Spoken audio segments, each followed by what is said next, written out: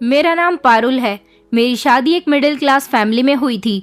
मेरी शादी को 1 हफ्ता होने वाला था, लेकिन अभी तक मेरा पति मेरे करीब नहीं आया था। मैं जब भी अपने पति के करीब जाकर बैठती तो अचानक ही मेरे ससुर के चेहरे का रंग उड़ जाता था और उनकी तबीयत बिगड़ने लगती थी। मेरी सास मुझे ताने देती थी और बड़ी ही अजीब सी नज़रों से घूर घूर कर देखती थी। कहती थी कि जब से मनहूस लड़की शादी करके हमारे घर में आई है, हमारे घर का तो सुकून ही बर्बाद हो गया। मुझे अपनी सास की बातों पर बहुत अफसोस होता था और रोना भी आता था। कभी कभी तो मेरे ससुर बेहोश हो जाते थे।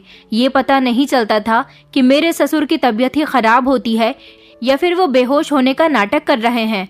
एक दिन मेरे पति कमरे में बैठे हुए लैपटॉप पर अपने ऑफिस का काम कर रहे थे। मेरा ध्यान बार बार अपने पति की तरफ भटक रहा था। दिल करता था कि मैं सारे कामकाज छोड़कर अपने पति के पास जाकर बैठ जाऊं और उनसे प्यार भरी बातें करूं। बस जैसे तैसे मैं अपने काम से फ्री हुई और जल्दी से अपने पति के करीब जाकर बैठ गई थी। वो मुझे देखकर मुस्कुराने लगे थे, क्योंकि वो भी तो मुझसे बात करने के इंतजार में थे। मेरे पति मुझसे कहने लगे कि तुम जानती हो ना कि मुझे ऑफिस में कितना काम रहता है और मैं रात को देर से घर आता हूँ। मुझे तुमसे बात करने का ज्यादा टाइम ही नहीं मिलता। जो टाइम मिलता है तुम उसमें मुझे इग्नोर करती हो। मैं अपने पति से कहने लगी कि घर के काम भी तो करने होते हैं ना, वरना आपकी मम्मी मुझ पर गुस्सा करेंगी। आपकी मम्मी का मूड वैसे भी मेरी तरफ से बहुत खराब रहता है। मेरे पति ने मेरा हाथ पकड़ लिया। अभी वो मेरा हाथ पकड़कर कुछ कहने ही वाले थे कि इतनी ही देर में बाहर से शोर की आवाजें आने लगी थी। मेरी सास और मेरी नंद जोर जोर से चिल्ला रही थी। मेरे पति ने मेरा हाथ छोड़ दिया और बाहर की तरफ भाग गए। मैं भी उनके पीछे पीछे ही चली गई थी। मेरी सास और मेरी नंद जोर जोर से रो रही थी, जब मेरे ससुर मछली की तरह तड़प रहे थे। उनकी हालत बहुत ज्यादा सीरियस थी। मेरे पति अपने पिता का हाथ पकड़कर कहने लगे कि पापा, आपको क्या हुआ है? मेरी सास तो बार बार रोए चली जा रही थी। मेरे पति ने जल्दी से गाड़ी निकाली और अपने पिता को गाड़ी में बिठाकर अस्पताल ले गए थे। मैं हैरान और परेशान सी खड़ी हुई थी। इधर मेरी सास के पति की तबीयत खराब थी, लेकिन फिर भी वो मुझे ताने दिए जा रही थी। मुझे समझ नहीं आ रहा था कि मैं क्या करूं और क्या नहीं करूं, क्योंकि मैं अभी नई दुल्हन थी। मैं कोई बड़ा कदम भी तो नहीं उठा सकती थी। मैं अपनी सास की तरफ बढ़ी और उन्हें तसल्ली दिलाने लगी। मेरी सास ने जल्दी से मुझे पीछे को धक्का दे दिया और गुस्से से मुझे देखकर खुद अपने कमरे में जाकर रोने लगी। मेरी आंखों में भी आंसू आ गए थे। मैं भी अपने कमरे में आ गई और बेड पर लेटकर रोने लगी थी। मैंने खुद से सवाल किया, क्या मेरे भाग्य में यही लिखा हुआ है, यही सारी परेशानियां? पूरे हफ्ते में एक बार भी मेरे पति की छुट्टी नहीं होती थी। वो ज्यादातर ऑफिस में ही बिजी रहते थे। उनकी मेहनत का ही तो नतीजा था जो उनके घर में किसी चीज की कोई कमी नहीं थी और वो घर के इकलौते ही कमाने वाले थे। आज मेरे पति ने छुट्टी की थी। मैंने सोचा था कि मैं आज अपने पति से खूब दिल भर के बातें करूंगी, मगर मेरे ससुर की तबीयत बिगड़ गई थी। मैं यही सब कुछ सोच सोच कर रो रही थी कि अचानक इतनी ही देर में मेरे पति की कॉल आ गई थी। वो बहुत थके हुए से लग रहे थे। कहने लगे कि तुम आराम से सो जाना, पापा को अस्पताल में एडमिट कर लिया गया है। अब कल सुबह ही हमें अस्पताल से छुट्टी मिलेगी। ये बात सुनकर तो मेरा दिल दुख गया था और मैं पहले ही बहुत ज्यादा नाराज थी। अब उनकी बात सुनकर मुझ पर मायूसी के बादल छा गए थे। सारी रात मुझे इसी तरह से रोते रोते गुजर गई थी। न जाने कब जाकर मेरी आंख लगी और मुझे नींद आई थी। सुबह अचानक मेरी आंख खुली तो मैंने देखा कि मयंक मेरे बराबर में ही सो रहे हैं। अपने पति को अपने करीब में लेटा हुआ देखकर मैं जल्दी से उठकर बैठ गई थी और फिर फ्रेश होकर बाहर निकल आई थी। मैं जैसे ही बाहर निकली, ये देखकर हैरान रह गई कि मेरे ससुर सामने ही बैठे हुए थे। वो बिल्कुल फिट लग रहे थे। ऐसा लगता ही नहीं था कि कल सारी रात उनकी इतनी ज्यादा तबीयत बिगड़ गई थी कि उन्हें अस्पताल में एडमिट करना पड़ गया था। मैं अपने ससुर के पास जाकर बैठ गई और कहने लगी कि पापा, आपकी तबीयत कैसी है अब? तो वो कहने लगे कि बहू, अब मैं बिल्कुल ठीक हूँ, मेरी तबीयत भी बिल्कुल ठीक है। अपने ससुर की बात सुनकर तो मुझे उन पर गुस्सा आ रहा था कि उन्होंने मेरा तो सारा टाइम वेस्ट कर दिया था। अब मेरे पति को ऑफिस जाना था, क्योंकि वो 10 बजे तक ऑफिस के लिए निकल जाते थे। मैं जल्दी से किचन में नाश्ता बनाने के लिए चली गई थी। नाश्ता ट्रे में ही लेकर मैं अपने कमरे में अपने पति को देने के लिए चली गई। वो जैसे ही सोकर उठे तो मैं उनके पास बैठ गई थी। मैंने कहा कि आप नाश्ता कर लीजिए। उन्होंने तो जल्दी से अपना मोबाइल उठाया और कॉल पर बहुत ज्यादा बिजी लग रहे थे। मुझसे इशारे से कहने लगे कि अभी मैं जरूरी बात कर रहा हूँ, बाद में नाश्ता करूंगा। मेरे पति की जैसे ही कॉल कट गई, वो बाथरूम में फ्रेश होने के लिए चले गए और जल्दी से तैयार होकर फौरन ही अपने ऑफिस के लिए निकल गए। मेरे हाथ का बना हुआ नाश्ता ऐसे ही रखा रह गया था। मेरे पति ने मुझसे कहा था कि मैं जा रहा हूँ और घर आने में आज मुझे देर हो जाएगी। मेरा दिल इतना ज्यादा भर आया था कि मेरी कुछ समझ ही नहीं आ रहा था कि मैं क्या करूं। दोपहर होने वाली थी। मुझे दोपहर का खाना भी बनाना था, क्योंकि जिस दिन से मैं इस घर में आई थी मेरी सास ने एक काम को हाथ तक नहीं लगाया था। फिर भी वो मुझे हमेशा कामचोर कहती रहती थी। मेरी सास मुझे अच्छा नहीं समझती थी, न जाने ऐसा क्यों था। लेकिन जब वो मेरे घर गई थी तो बड़ी खुशी खुशी उन्होंने अपने बेटे के लिए रिश्ता मांग लिया था। दोपहर को मैं अकेली होती थी, इसलिए अपने कमरे में ही खाना लाकर खा लिया करती थी, क्योंकि मेरी सास का मूड मेरी तरफ से अच्छा नहीं होता था। उन्हें तो मेरी शक्ल देखना भी गवारा नहीं था। फिर उसके बाद मैंने रात का खाना बनाया और फिर अच्छे से तैयार होकर अपने पति के घर आने का इंतजार करने लगी थी। मेरे पति 12 बजे घर आए थे। घर आते ही मैंने उन्हें खाना सर्व किया। उन्होंने खाना खा लिया था और मेरे बनाए हुए खाने की बहुत तारीफ की थी। फिर जब सारे काम से फ्री होकर मैं अपने पति के पास बैठ गई तो उन्होंने मुझे मेरा हाथ आगे करने के लिए कहा। मैंने अपना हाथ आगे कर दिया। मेरे पति ने खूबसूरत सी रिंग मेरी उंगली में पहना दी। उन्होंने कहा कि आज की रात स्पेशली तुम्हारे लिए है और ये फिंगर रिंग भी मैं तुम्हारे लिए लेकर आया हूँ। उन्होंने कहा कि मैं तुमसे बहुत कुछ कहना चाहता हूँ, बहुत कुछ तुम्हारी बातें सुनना चाहता हूँ। अब तुम सिर्फ मेरे पास ही बैठी रहो, तुम्हें किसी भी काम को करने की कोई जरूरत नहीं है। ये बताओ आज सारा दिन तुमने क्या किया? मैं अपने पति की बातों पर मुस्कुराने लगी और कहने लगी कि बस कुछ नहीं किया, आपके लिए अच्छा अच्छा खाना बनाने की कोशिश कर रही थी। मेरे पति ने कहा कि खाना तो बहुत टेस्टी था। अभी और कुछ हम दोनों बातें करने ही वाले थे कि एक बार फिर से बाहर से शोर की आवाज आने लगी थी। मेरी सास और नंद जोर जोर से रो रही थी। मेरे पति जल्दी से उठे और दरवाजा खोलकर बाहर निकल गए। मैं तो अपना सर पकड़कर बैठ गई थी। फिर मैं भी बाहर चली गई तो मेरे ससुर फिर से दर्द से तड़प रहे थे। मेरे पति भी अपने पिता को देखकर काफी परेशान हो गए थे। फिर मेरी सास आगे आई और कहने लगी कि ये सब कुछ तुम्हारी पत्नी की वजह से हो रहा है। इस मनहूस लड़की को अभी और इसी वक्त हमारे घर से निकाल दो। इसकी वजह से हमारे घर का चैन और सुकून खत्म हो गया है। मेरी सास मुझे बहुत ज्यादा बुरा भला कह रही थी। मेरे पति तो बस अपनी माँ को घूर कर ही देख रहे थे। उन्होंने अपने पापा को गाड़ी में बिठाया और उनको लेकर अस्पताल के लिए रवाना हो गए थे। लेकिन मेरी सास अभी भी मुझे घूर घूर कर देख रही थी। मैं बहुत रो रही थी कि ना जाने मेरी सास मेरे बारे में ऐसी बातें क्यों कहती हैं। ये सब कोई पहली बार नहीं हो रहा था। मेरी शादी के दूसरे दिन से ही मेरी सास मुझे बुरा भला ही कहती आई थी। उन्होंने अभी तक मेरी किसी भी बात पर तारीफ नहीं की थी। मैं अपनी सास से डरकर फौरन अपने कमरे में चली आई थी। थोड़ी देर के बाद ही मयंक का फोन आ गया और वो कहने लगे कि आज रात फिर से मुझे अस्पताल में रुकना पड़ेगा। मैंने बिना कुछ कहे ही फोन काट दिया था। मेरी और मयंक की शादी को अब 15 दिन होने वाले थे, मगर अभी तक हम दोनों पति पत्नी ने कुछ देर सुकून से बैठकर बातचीत तक नहीं की थी। जैसे ही मैं विदा होकर अपनी ससुराल आई तो मेरे ससुर को ना जाने क्या हो जाता था कि उनकी तबीयत ही खराब रहने लगी थी। मेरे ससुर को हार्ट अटैक की प्रॉब्लम है, जिस वजह से उनकी तबीयत खराब रहती है। मेरे पति के ऑफिस में भी काम ज्यादा बढ़ गया था, जिसकी वजह से उनका ध्यान ऑफिस में ज्यादा ही था। तब से लेकर अभी तक हम दोनों पति पत्नी की आपस में बातचीत बिल्कुल भी नहीं हुई थी। हम दोनों ही एक दूसरे से बात करने के लिए तरस रहे थे। मैंने अपने पति से कई बार कहा था कि मेरा यहाँ मन नहीं लगता, आप मुझे 1-2 दिन के लिए मायके छोड़ाओ, लेकिन मेरी सास ने मुझे मायके भेजने से साफ इनकार कर दिया था। मेरे पति ने 1-2 बार मेरी सास से मेरे लिए मायके जाने की परमिशन ली थी, तो मेरी सास हर बार घर में कोहराम मचा दिया करती थी, क्योंकि न जाने उनको मुझसे क्या प्रॉब्लम थी। मयंक भी अपनी मम्मी की तरफ से मजबूर हो गए थे। अब मयंक को बड़ी मुश्किल से 1 दिन की छुट्टी मिली थी और मेरे हट्टे कट्टे तंदुरुस्त ससुर को मेरे पति के कमरे में आते ही न जाने क्या प्रॉब्लम हो जाती थी कि उनकी तबीयत खराब हो जाती थी और सारी रात वो अस्पताल में गुजारकर सुबह को तो ठीक हो जाते थे। लेकिन हम दोनों के बीच की दूरी बढ़ती चली जा रही थी। मेरे ससुर किसी तरह का कोई परहेज भी नहीं करते थे। दिन भर तो वो बिल्कुल ठीक रहे थे, लेकिन रात को अचानक जब मेरे पति और मैं कमरे में मौजूद होते तो उसके आधा घंटा बाद ही उनकी तबीयत बिगड़नी शुरू हो जाती थी। सारा दिन मेरे ससुर अपनी मर्जी के मुताबिक चटपटा मसालेदार खाना खाते थे और फिर रात को उनकी तबीयत खराब हो जाती थी। मुझे अब अपने ससुर पर शक होने लगा था। कुछ न कुछ तो था जो मेरे दिमाग में खटक रहा था, क्योंकि सारा दिन नॉर्मल रहने वाले इंसान की अचानक इस टाइम पर तबीयत खराब क्यों होती है जब उसका बेटा अपनी पत्नी के साथ कमरे में अकेला होता है। मैंने सोच लिया था कि मैं पता लगाकर ही रहूंगी कि आखिर क्या बात है। इधर मेरी सास के अत्याचार ही मुझ पर खत्म नहीं होते थे। वो मुझे इतना ज्यादा तंग करती थी कि अगर मेरी जगह कोई और लड़की होती तो वो इस घर को छोड़कर ना जाने कब की चली गई होती। लेकिन मेरा इस दुनिया में मेरी मम्मी के अलावा कोई नहीं था। मैं जब छोटी थी मेरे पापा मुझे इस दुनिया से छोड़कर चले गए थे। मेरी मम्मी ने बड़ी मुश्किल से हम दोनों बहनों को पाल पोस कर बड़ा किया था और बहुत ही इज्जत के साथ हम दोनों बहनों की शादी की थी। मेरी सास हमारे घर खुद ही मेरा रिश्ता लेकर आई थी। न जाने उनको हमारे घर का एड्रेस किसने दे दिया था। शायद वो मेरी मम्मी को पहले से जानती थी। मेरी मम्मी ने मुझे बताया था कि तुम इस घर में बहुत ज्यादा खुश रहोगी।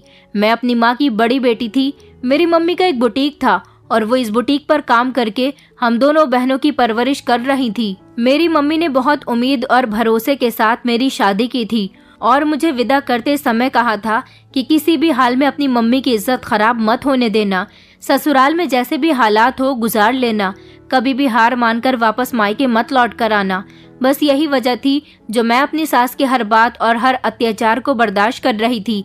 मेरी सास की लैंग्वेज तो बहुत ही ज्यादा कड़वी थी। उन्होंने कभी मेरी तारीफ में एक शब्द नहीं बोला था। इधर मेरी नंद, जिनको सिर्फ अपनी माँ की ही हाँ में हाँ मिलाना होता था। मैं बहुत ज्यादा खूबसूरत थी। मेरे पति को तो मैं बहुत पसंद थी। उन्हें मुझसे किसी तरह की कोई दिक्कत नहीं थी। लेकिन फिर भी न जाने क्यों हम दोनों पति पत्नी के बीच दूरियां बहुत सारी हो गई थी। सुबह के टाइम पर जब मेरे पति घर वापस आए तो बहुत ज्यादा अफसोस में लग रहे थे। वो सुबह के 10 बजे के टाइम पर घर आए थे, जबकि उनके ऑफिस का भी टाइम हो चुका था। वो जल्दी जल्दी आए और फौरन ही बाथरूम में घुस गए थे। बाथरूम में रेडी हो जाने के बाद जल्दी से बिना नाश्ता किए ही ऑफिस के लिए निकल ही रहे थे, तभी अचानक ना जाने कैसे उन्हें मेरा ख्याल आ गया और वो पलटकर मेरे करीब आए। उन्होंने मेरे दोनों हाथ अपने हाथों में लिए और कहने लगे कि आई एम सॉरी पारुल, मुझे नहीं पता था कि मुझे शादी के बाद तुम्हारे पास बैठने का भी वक्त नहीं मिलेगा। देखो ना मेरे ऊपर कितनी जिम्मेदारी है। तुम भी सोचती होगी कि मुझसे शादी करके तुम्हें सिवाय दूरी के कुछ मिला ही क्या है, मगर तुम फिक्र मत करना, मैं सब कुछ ठीक कर दूंगा। मैंने अपने पति की बात पर अपने चेहरे पर एक मुस्कुराहट सजा ली थी और खुशी खुशी उन्हें घर से विदा कर दिया था। मेरे पति जैसे ही ऑफिस के लिए घर से निकल जाते थे तो घर का सुकून तो जैसे खत्म ही हो जाता था।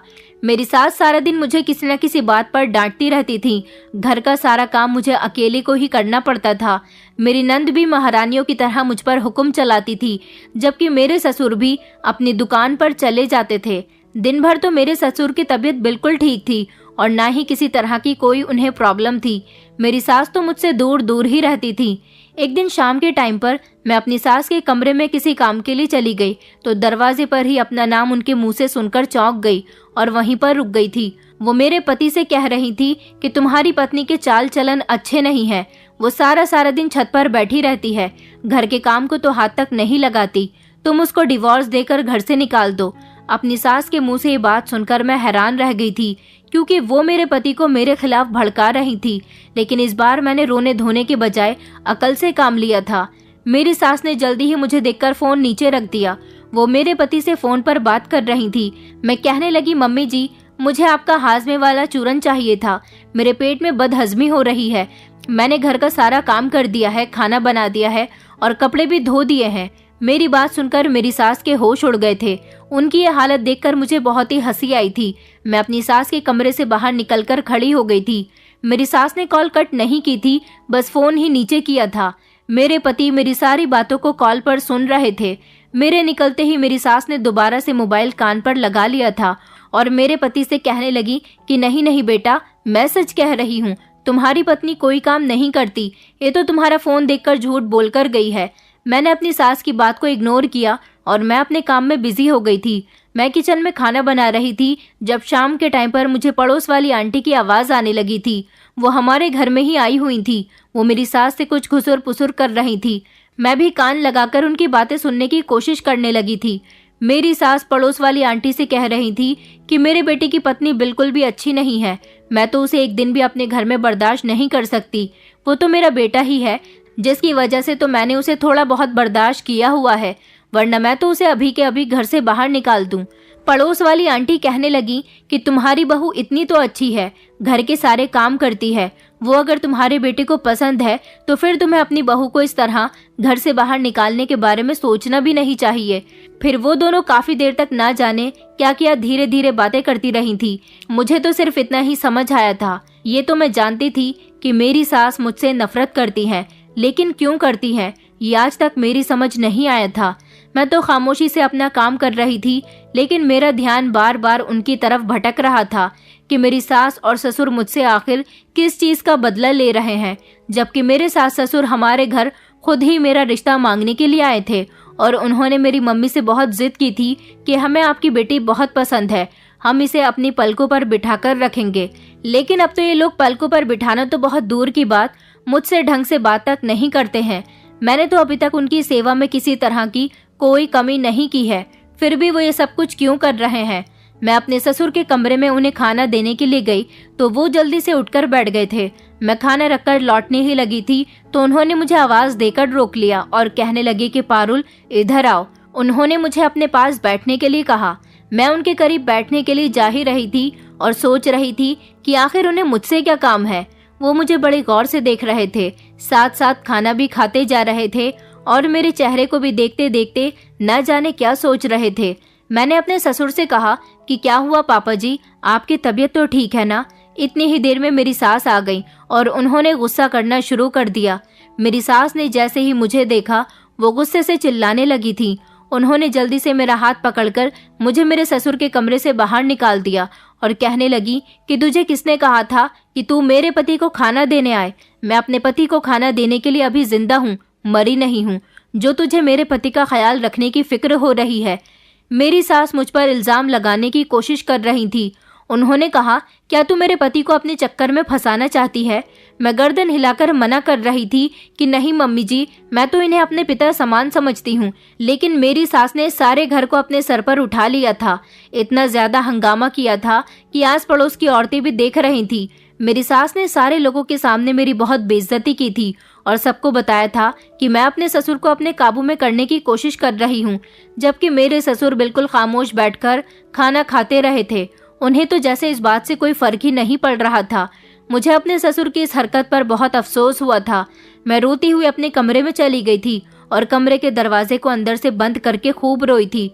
मुझे अपने पति के आने का इंतजार था और आज मैंने सोच लिया था कि मैं अपनी सास की शिकायत अपने पति से करके ही रहूंगी।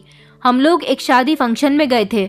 वहां पर मेरी सास और ससुर ने मुझे देख लिया था और उसके अगले दिन ही मेरे सास ससुर हमारे घर पर मेरा रिश्ता लेने के लिए आ गए थे। उनका कहना था कि उन्हें उनके इकलौते बेटे के लिए बहुत ज्यादा पसंद आ गई हूँ मैं, और वो किसी भी हाल में अपने बेटे के साथ मेरी शादी करवाना चाहते हैं। मेरे ससुर ने मेरी मम्मी से ना जाने ऐसी क्या बात कही थी कि मेरी मम्मी इस रिश्ते के लिए जल्दी ही तैयार हो गई थी।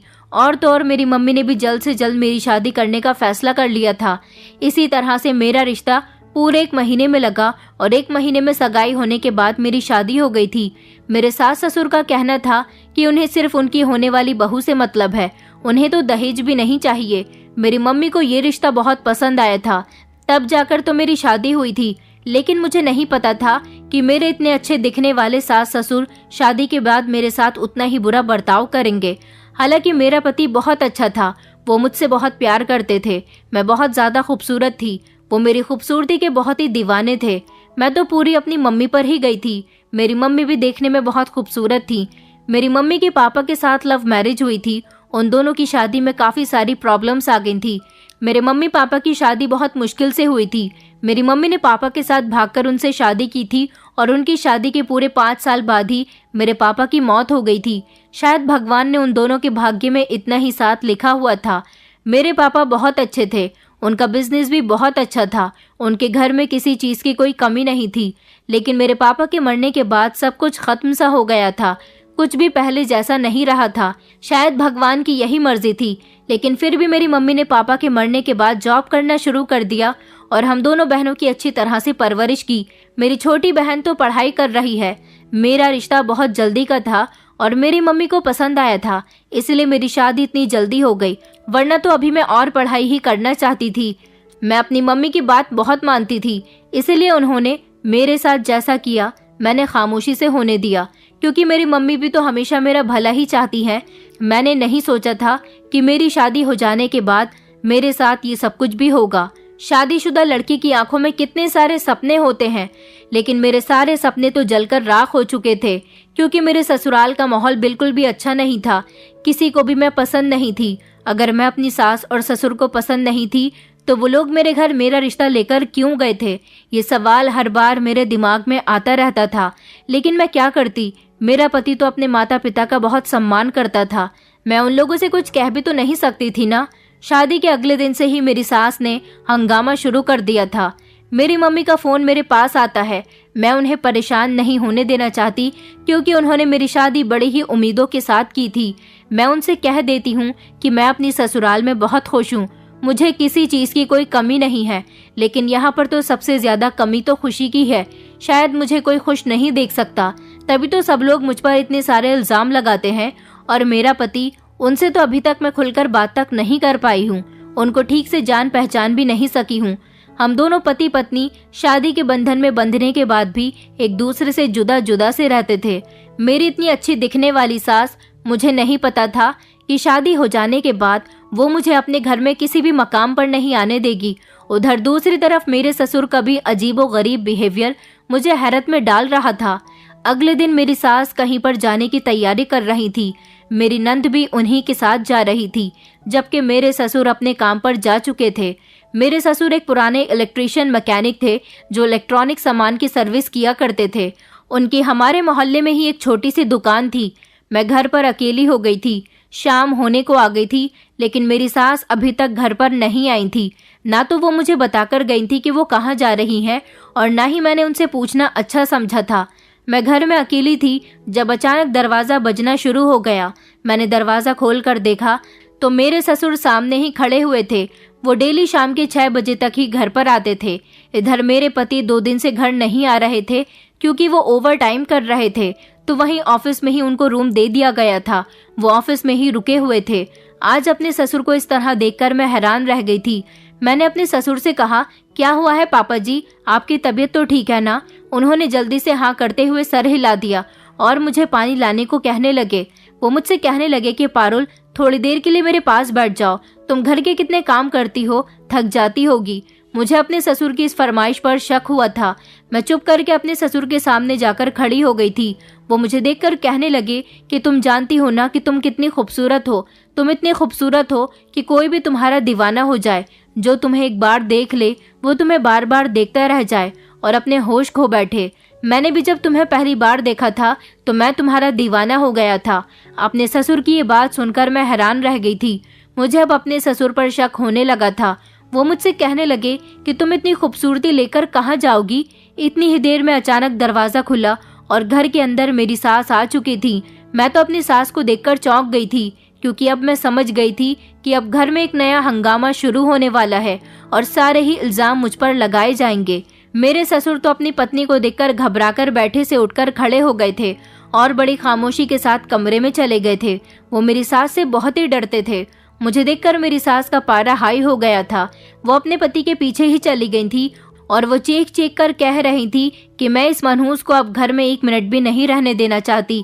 आ जाए मयंक, मैं उससे साफ साफ बात करूंगी और कहूंगी कि तेरी पत्नी मेरा घर खराब करना चाहती है। आज अगर मेरे बेटे ने अपनी पत्नी की साइड लेने की कोशिश की तो मैं इन दोनों को ही घर से बाहर निकाल दूंगी, चाहे मेरा बेटा मुझसे दूर क्यों ना हो जाए। ये मेरे पति को अपनी तरफ करना चाह रही है, मेरा घर खराब करना चाहती है। वो अपने पति से कहने लगी, और तुम्हें भी मैं देख रही हूँ कि बहू के लिए दिल में बड़ी मोहब्बत जाग रही है। ऐसा ना हो कि बेटा और बहू के साथ साथ मैं आपको भी घर से बाहर निकाल दूं, क्योंकि आप अच्छी तरह से जानते हो कि मैं पारुल से नफरत क्यों करती हूँ।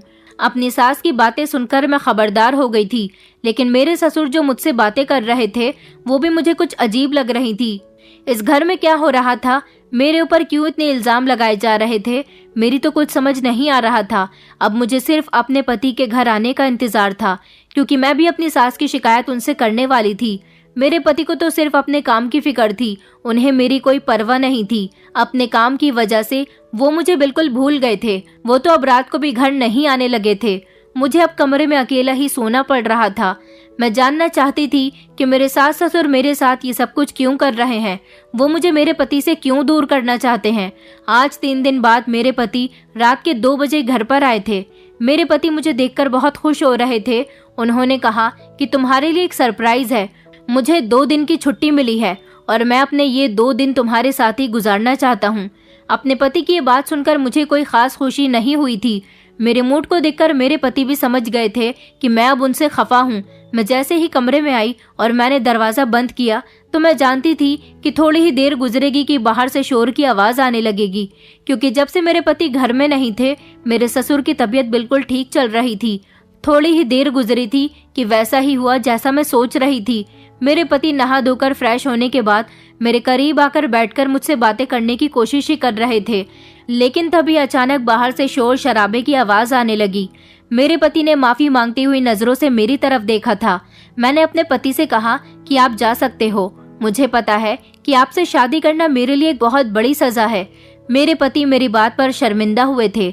मैंने अपने पति के लिए खुद ही खुशी खुशी दरवाजा खोल दिया था। मैं खुद भी अपने ससुर को देखने के लिए चली गई थी। पता नहीं वो एक्टिंग कर रहे थे या फिर सच में उनकी तबीयत खराब हो गई थी। मेरे पति अपने पिता को अस्पताल लेकर चले गए थे। मैं सारी रात बैठी हुई रोती रही थी और अपने कमरे को चारों तरफ से देख रही थी। तभी अचानक मेरी नजर एक वायर पर पड़ी थी, जिसे देखकर मैं हैरान रह गई थी कि इस पतले से वायर का मेरे कमरे में आखिर क्या काम है। मैं उस वायर को फॉलो करती हुई शीशे के पीछे तक पहुंच गई थी, लेकिन ये देखकर मैं हैरान रह गई और मेरे होश उड़ गए थे कि वो वायर शीशे के पीछे जाकर रुक रही थी। शीशे के पीछे एक बारीक और छोटा सा कैमरा लगा हुआ था। इसका मतलब ये था कि मेरी सास और मेरे ससुर मेरे पति और मेरे बीच हुई बातों के बारे में सब कुछ रिकॉर्ड कर रहे थे। मैं समझ गई थी कि ये सब कुछ मेरे सास ससुर का ही किया धरा है। उन लोगों ने जरूर इस कैमरे को मेरे कमरे में खुद ही लगाया होगा, क्योंकि जब भी मेरे पति मेरे करीब आते हैं तो ठीक आधे या पौन घंटे बाद मेरे ससुर की तबीयत बिगड़ने लगती है और मेरी सास हंगामा काटना शुरू कर देती है।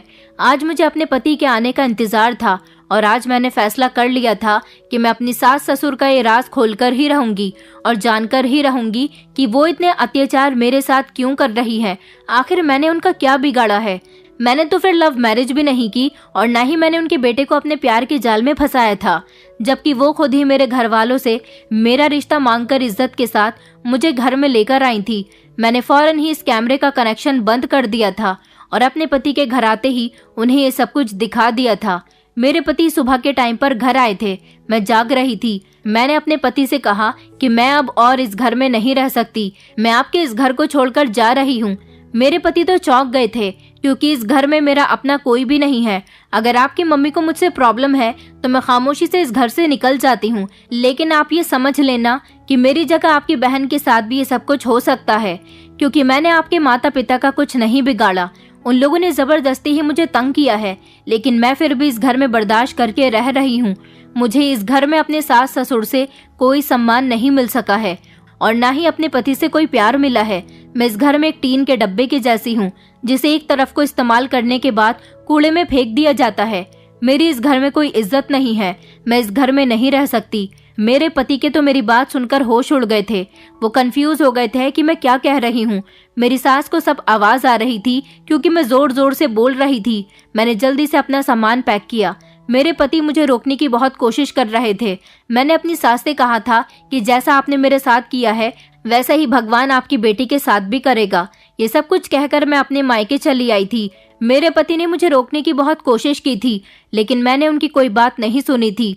मैं काफी दिन तक तो अपने घर पर रही। मेरी मम्मी ने चाहा भी था कि वो मेरी सास से आकर बातचीत करे, लेकिन मैंने उन्हें मना कर दिया था। मेरे पति मुझे बार बार कॉल कर रहे थे। मैंने अपने नंबर को भी स्विच ऑफ कर दिया था, क्योंकि मैं अपनी ससुराल नहीं जाना चाहती थी। मैं चाहती थी कि मेरे सास ससुर खुद आकर मुझे ये सच्चाई बताएं कि वो मेरे साथ ये सब कुछ क्यों कर रहे हैं, क्योंकि इस बारे में तो मेरी मम्मी को भी कुछ नहीं पता था। कुछ ही दिन गुजरे थे कि मेरे पति अपनी मम्मी को लेकर मेरे घर पर आ गए थे। मेरी सास की तबीयत ठीक नहीं थी। मैंने अपनी सास से कहा था कि अगर आप मुझे अपने घर ले जाने के लिए आई हैं तो मैं आपके साथ नहीं जाऊंगी, क्योंकि मैं जानना चाहती हूँ कि आखिर मैंने आपके साथ क्या गलत किया था जो आपने हमेशा मुझे मेरे पति से दूर रखा। आज मेरी सास की आंखों में आंसू थे और जब वो मुझसे बात कर रही थी तो उनके लहजे में बहुत ही नरमी थी, क्योंकि मेरी सास को उनके किए की सजा मिल चुकी थी। मेरी सास जो मेरे ससुर को हर बार बीमार बना दिया करती थी, क्योंकि वो अपने कमरे से देख रही होती थी कि मेरा पति किस वक्त मेरे करीब आ रहा है। उसी टाइम वो हंगामा काटना शुरू कर देती थी और मेरे ससुर अपनी तबीयत बिगड़ने की एक्टिंग कर लिया करते थे। मेरी सास ने मुझसे माफी मांगी थी, क्योंकि एक्टिंग करते करते अब मेरे ससुर सच में बीमार हो गए थे। डॉक्टरों की क्या है, डॉक्टर तो पैसे वसूल ही लेते हैं। मेरी सास ने बताया कि तुम्हारी मम्मी मेरी बहुत पक्की फ्रेंड थी। जब हमने तुम्हें शादी में देखा था तो तुम हमें बहुत पसंद आई थी, लेकिन जब उन्हें पता चला कि मैं उनकी बेस्ट फ्रेंड अनीता की बेटी हूँ तो उन्होंने फौरन ही मेरा रिश्ता मांग लिया। ये उन्होंने इसलिए किया था क्योंकि वो मेरी मम्मी से सालों पुराना बदला लेना चाहती थी। मेरी मम्मी की शादी से पहले उनका रिश्ता मेरे पापा के साथ लग चुका था, जो कि मेरी मम्मी के पड़ोस में ही रहते थे। उनकी फैमिली वालों ने मेरी सास का रिश्ता मेरे पापा के साथ तय कर दिया था, लेकिन मेरी मम्मी मेरी सास के घर पर उनसे मिलने के लिए आती थी। मेरे पापा ने वहीं पर मेरी मम्मी को देख लिया था।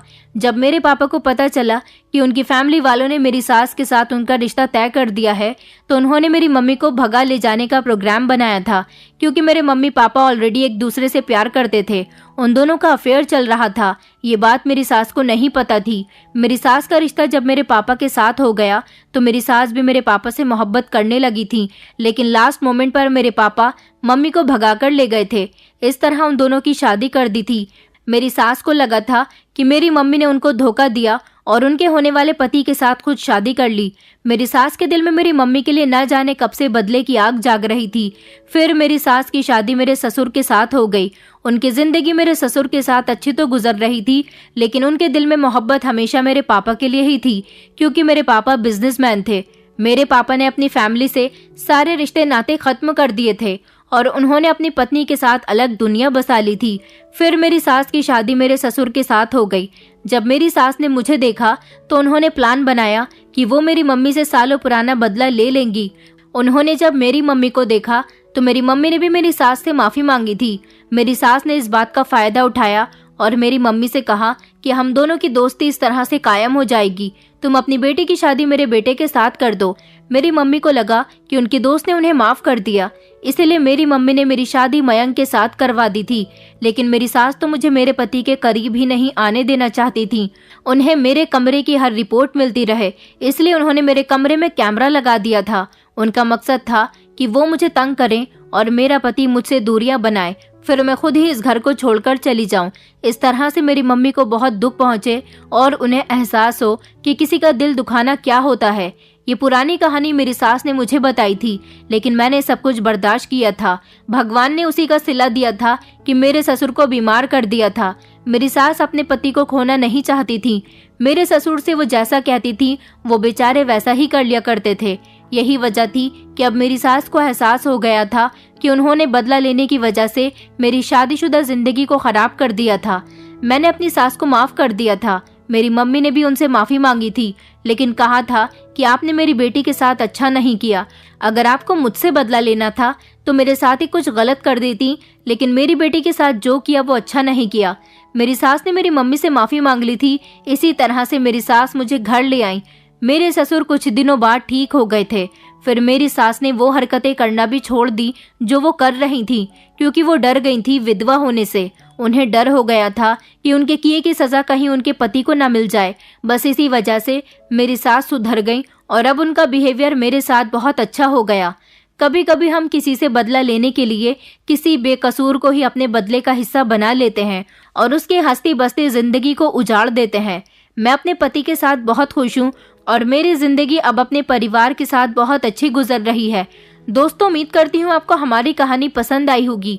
कहानी पसंद आई है तो वीडियो को लाइक करें, चैनल पर नए हैं तो चैनल को सब्सक्राइब करें और हाँ, नोटिफिकेशन बेल को जरूर दबाएं ताकि अगली अपडेट सबसे पहले आपको मिले।